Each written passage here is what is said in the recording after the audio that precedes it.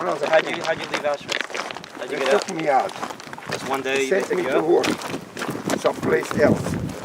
They needed people to work and they didn't have an older for kids. Is that when you went to the camp in Czechoslovakia? The sub camp? What camp? The sub camp. Remember the lady from...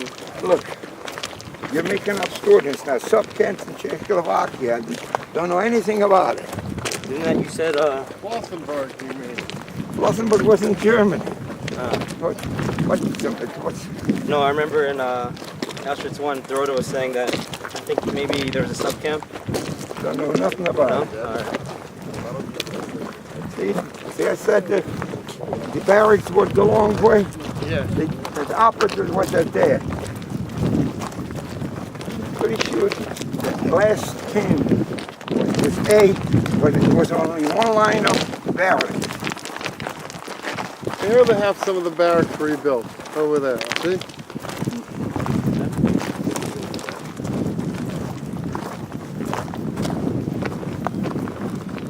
Teddy, was this the last camp you were in before the march? Or? Here? No, this wasn't the last camp. The last camp was Flossenburg. And the Americans liberated? The Americans liberated me on the road on that march. And what happened to the Nazis they were with? They ran away. One of them we caught. And we just took a gun and wanted to find out what makes his head tick. An old one too. 50-something years.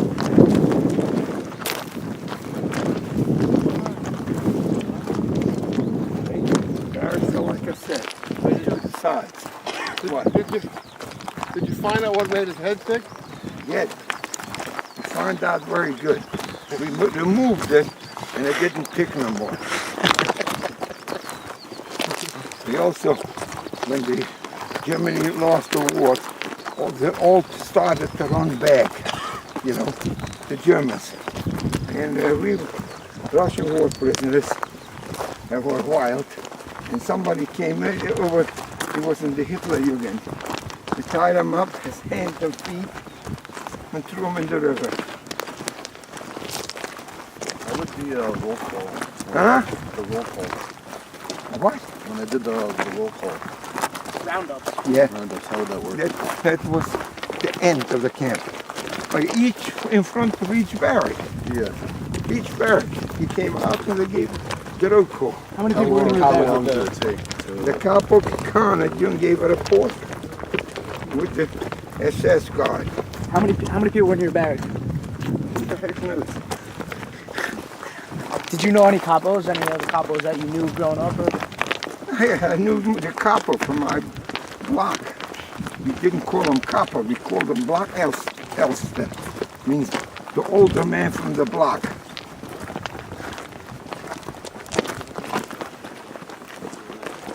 Most of them were Polish or Jews.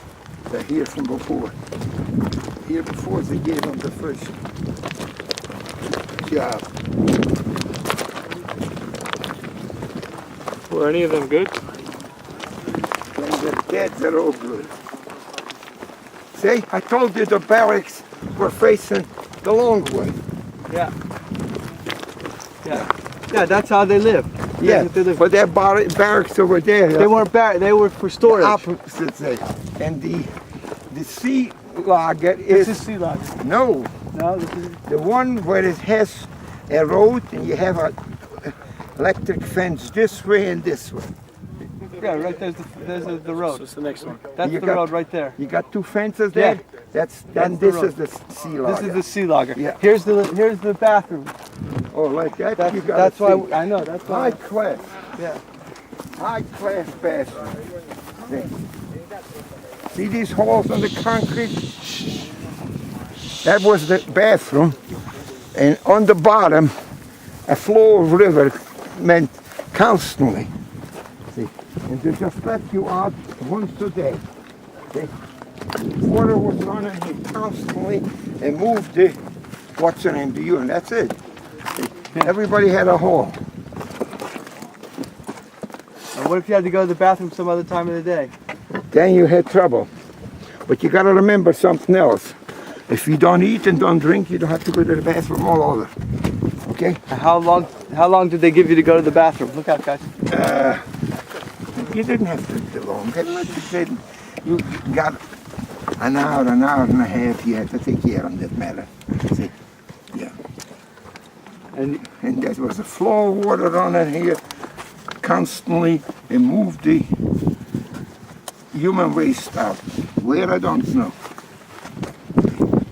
Now you'll go and see the end of this camp only had one line of barracks.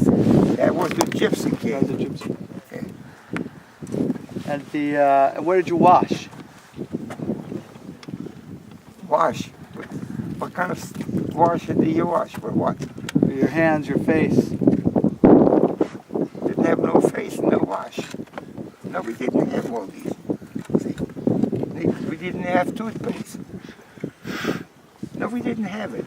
So just you rubbed your hand and couldn't help it. See, when it was in Gleiwitz, over there we had already water facilities. Right. But here, nobody had it, except the one who worked it, they had it. But we didn't have none of that. Now, if there was just waste going through here, was it buggy? Were there lots of bugs? No, there was no bug. No There was bugs? a lot of mosquitoes. Yeah. Because this is a swamp. Right. Okay. Yeah. And the Polacks who worked for the Germans did all the masonry work.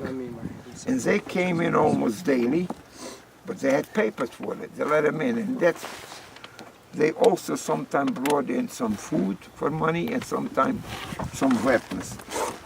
See? Because you could only watch so much. And after a while, if the same man comes in every day, you start to trust him. Follow me? Did you say for money? What? Did you say for money? For money? Yeah, sure. Who had money? No, he doesn't mean paper money. They It's had gold. gold. They had- Oh, from the Canada. Yes, the Sonderkommando had access to these barracks where the storage of the gold was. Since the Gestapo stole some of it and sent it home, some of it went to the Reichs Empire, and some of them the Jews stole, the Sonderkommando. Because they had good food, everything, liquor and everything, they bought it.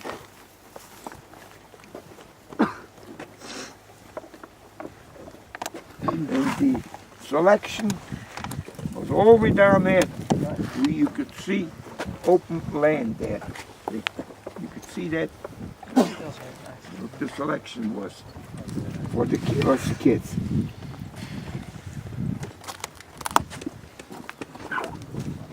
They blew this up too, huh? Yeah. No when. Was it covered? What? It was a building. It was covered. Yeah, the building. It was a barrack in here. All these foundations you see had a barrack on it.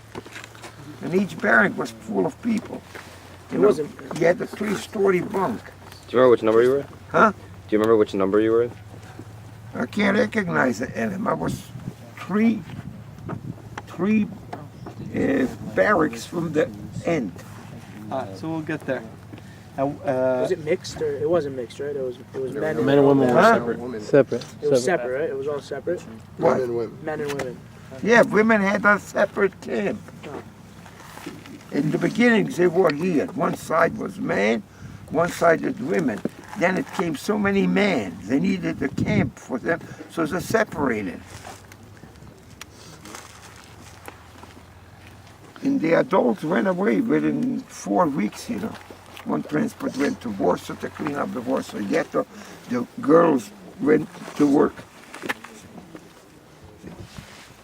When I went to Gleiwitz, that was next to it, a women camp, and they worked for the farm industry. See, What did you do when you were in there?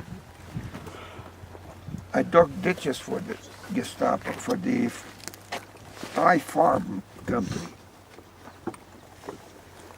You know, years ago they didn't have backhoes. You know what a backhoe is?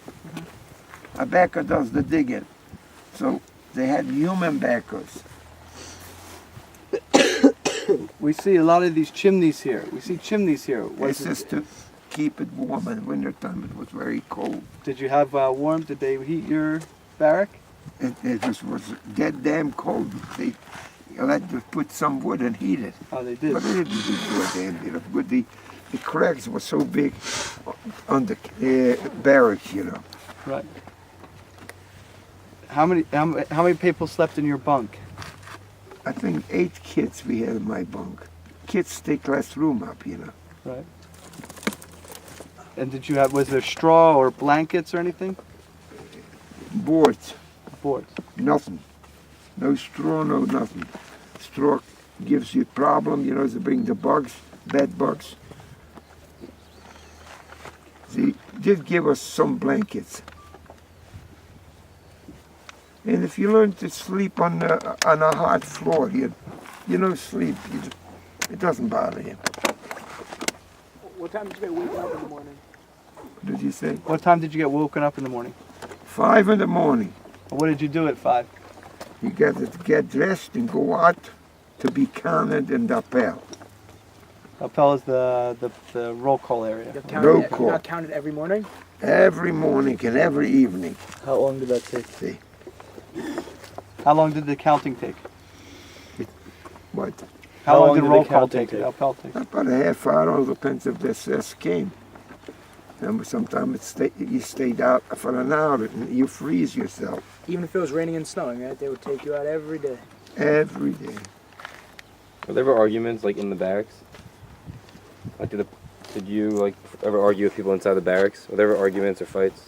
Or everyone got along? You didn't argue because they were big as us. They could kick us. No, not them. Like the Amongst other Jews, some of the amongst other Jews. Jews. And Yeah, my other Jews too. Because he was a kid. He was a kid. If you're gonna argue with me and give me a hard time, I'll kick you, right? like did the adults argue with each other? You talk to each other. But even that, you didn't have a social life. See, every person was just out just looking how he could get food, what the morning's gonna bring. There were no friends. Yeah, I had kids from my town in the same bunk. See, as a matter of fact, I'll never forget Arden Fuchs. That was his name. He was the poorest kid in my village. So he used to say that the whole winter, we had tough winters. He didn't go outside because he didn't have shoes. Okay? And he described his father used to make a cholent on Shabbos, and from that cholent they ate the whole week.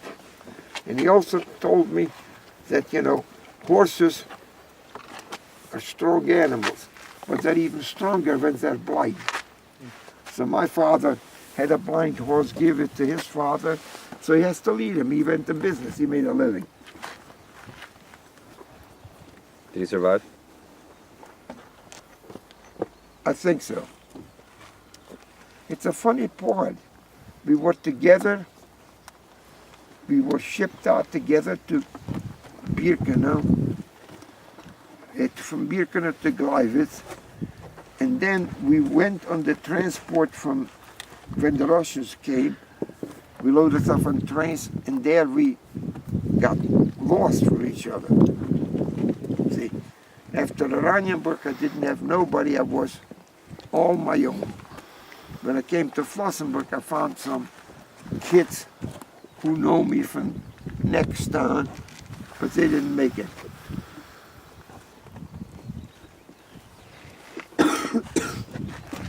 You remember other kids who you were in here in Birkenau with Yeah, from your town?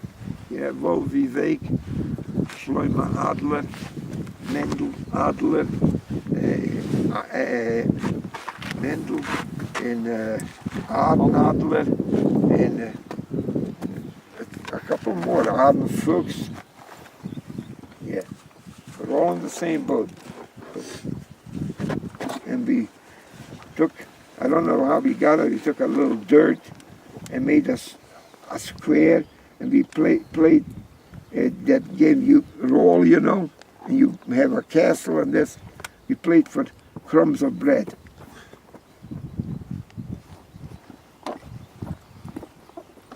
What did you get to eat? What did they give you to eat here?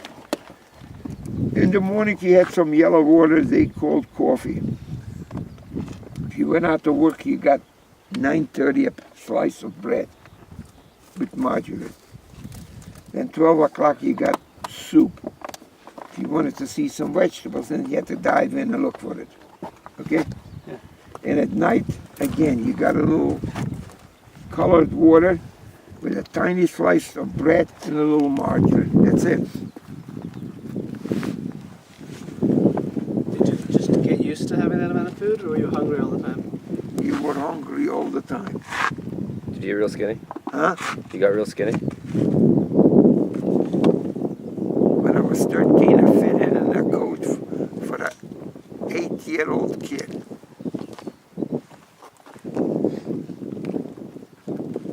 Yeah, the only thing was the sleeve was too short. You know, the only thing in the world puts you on a diet if you put a Band-Aid on your mouth. Anything else doesn't do nothing. You could go to the gym every day and do it.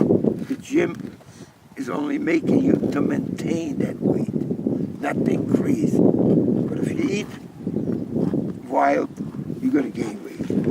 Not all people. There's some people don't gain weight, especially when they eat soup.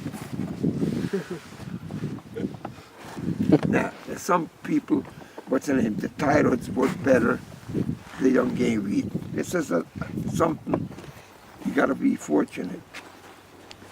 If I don't watch myself, I gain weight.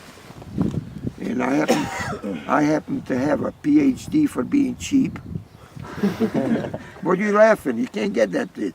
And if I gain too much weight, I got to buy new clothes. So I watch myself. What did you think about most in the camp while you were here? Think about the camp. No, what were your thoughts mostly about? What did you focus on most? You only focused on one day how to survive. See, your subconscious pushes everything else away, and you're looking how to steal a piece of bread to get something like that. You see, all these things are a sideline of the business. And the same thing exists for pain that you lost your parents or whatever it is. You had problems to think how to survive. So you had to tell them, hey, I'll see you later.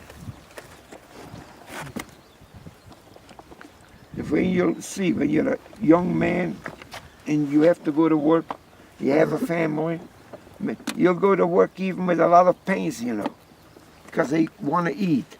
So you push the pain away for later. See, same thing worked here. We didn't think about anything.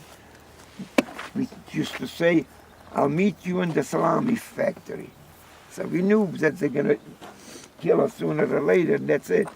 But in the meantime, you wanted to get something to eat. Die with a full stomach.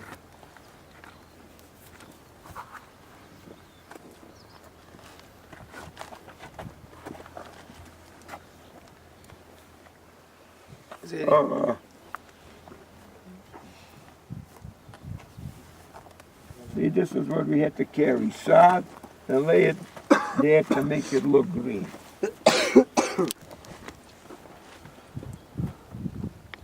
What do you think coming back now after all these years? What are you thinking? I have mixed emotions. You see, as you get older, you have a little more time. You have more time, you watch me, I am all the time busy. Your past comes back on you. And it starts to hurt again. So, I had a mind to come this summer anyhow, because I wanted to see Kaddish for my mother and my siblings. Okay? On the other hand, I found nothing. And I knew I'm going to find nothing. So, but you have emotion. One is superior than the other. So I didn't do it for my mother, I done it for my own satisfaction. That's it.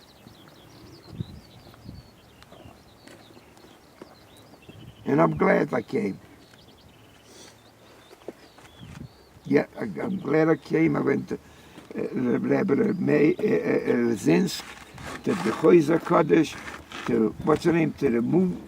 I do not take it lightly. I consider that a schus, that I had the chance to be at these places. The other thing is a tragedy, yes. See.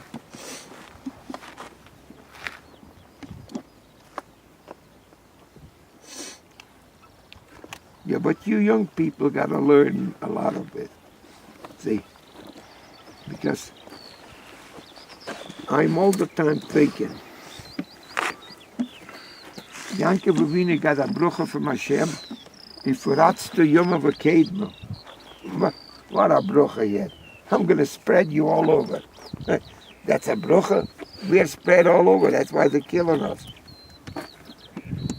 So, on this trip, I finally figured out, if you see Yankee Bavina when he came back from Choron, he divided his family. Okay? Where did he get that idea? So Hashem is Baruch Setem, Afaratztem, Yoma Ismail, Kedmu Mizracha. See? Now, so, why did the Rabbeinu Shalom do that? The Rabbeinu Shalom has Midas Alakim, that Midas Adin, he must emphasize the din, and he got Hashem as Midas Rachman. But you got to remember also, if you have your own child, he made one mistake, you forgive him because you're in charge of him. Second mistake, you look away. The third mistake, you say, you're going to pay a price for it. The Rabbeinu Shalom knows what the mortar brings. He knew Klal Yisrael is not going to follow the Torah. So he's sometime going to have to execute it. So now, if he would have had the Jews in all in one place, Khalil al-Khasi would have killed them all. This way, he subdivided them in. The Mechaber Weissmantel tortured himself all the seven, and he really wanted to know why the Shoah came. You know, he argued they had more yeshivas, more learning Torah than anything before. He said in one drasha some reason for it, but I don't want to say it here for the kids. The kids don't have to hear that.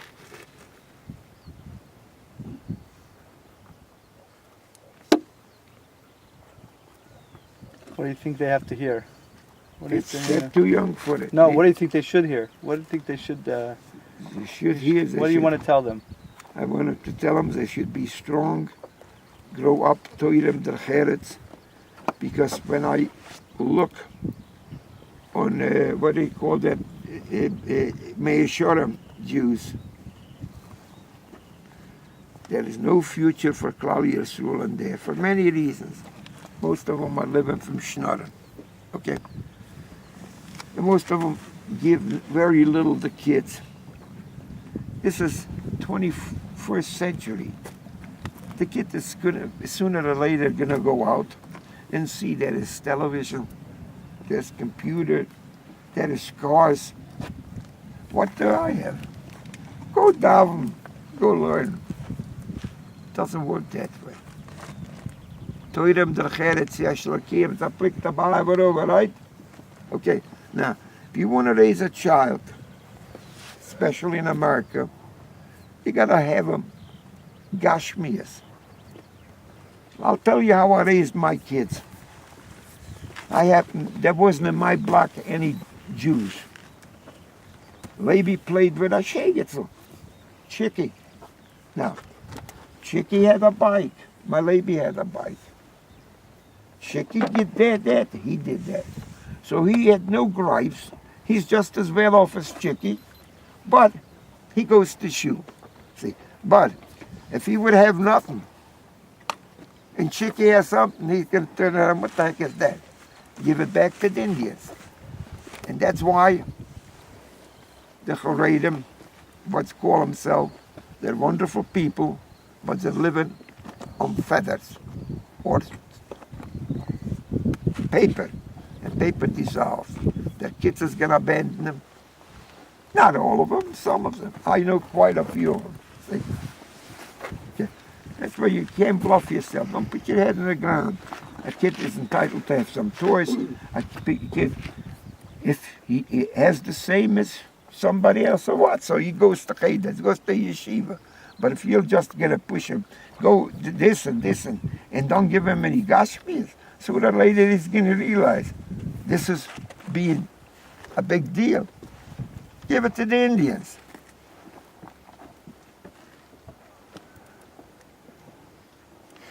You guys have any questions? Because I have a lot of respect for this young rabbi, and I'll not make stupid statements. Because not all Rabbanim are right. I proposed years ago, when John L. Lewis, the president for the Coal Miners Union, we should sign up a contract and say all the Rabbanim there. They should realize what a day's work is. See, I mean, we have a roof in our town. His name is Raf Felder. Okay? He claims he's a Talmud for the Moshe. Everybody holds him to the Moshe. Okay? His father was a big man in Toronto. And he's godless and learning. If it goes into a telephone pole in Philadelphia, probably Pico would have a short. Okay?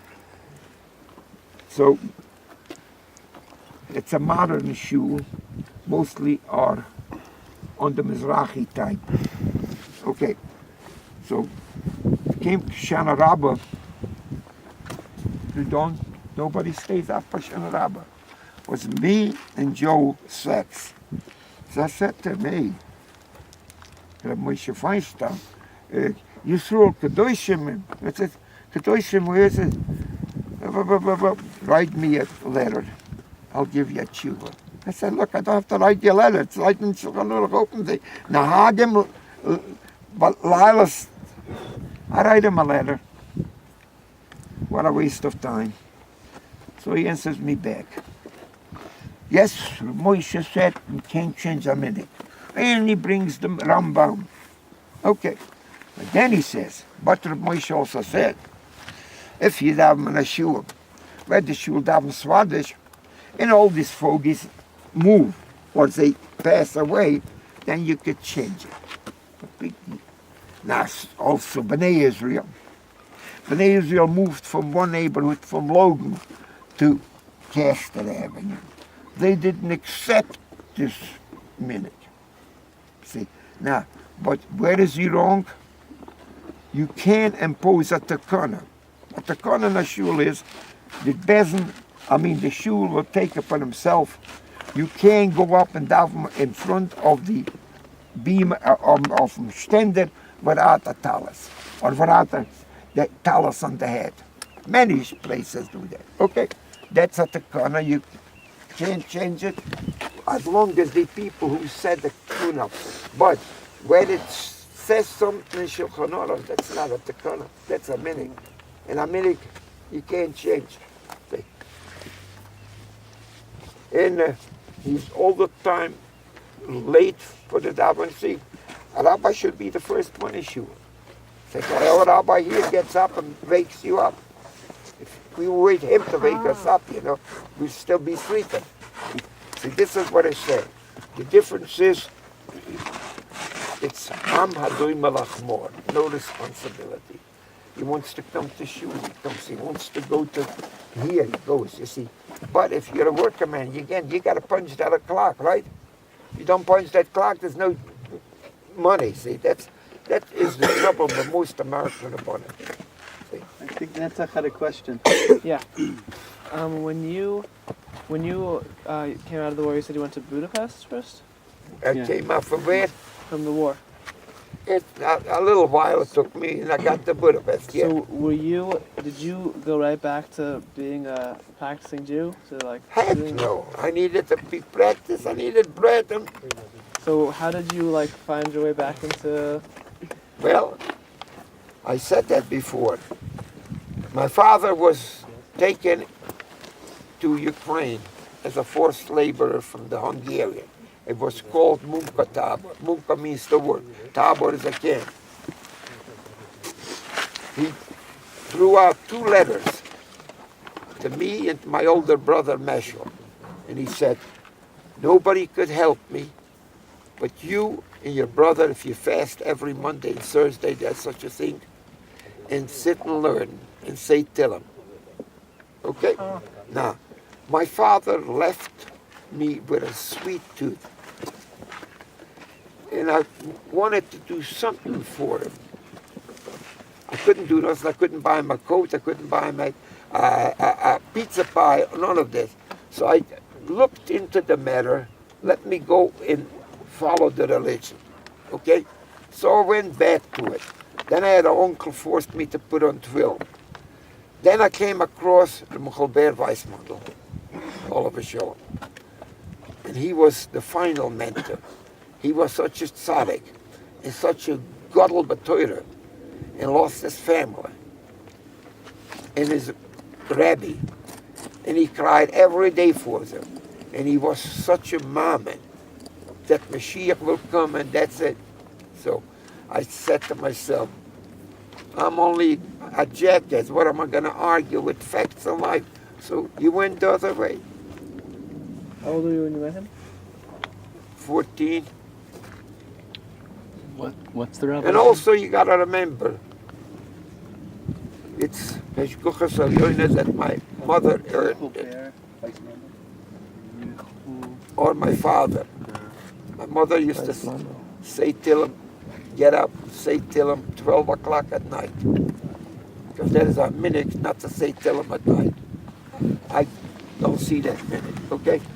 And she was a bill, gave a lot of tzedakah. If somebody came in, I don't have no pants, she took the pants out and gave it to him. Me and my brother used to hide pants. Say, I'll make you new pants, but it wasn't, Walmart wasn't there, or Gimbals. So you had to go to a tailor to make pants, and it took him 3 months. So when you have parents who do these wonderful things, they have a schus. That if he leaves something, he's going to be al pidas Yisroel.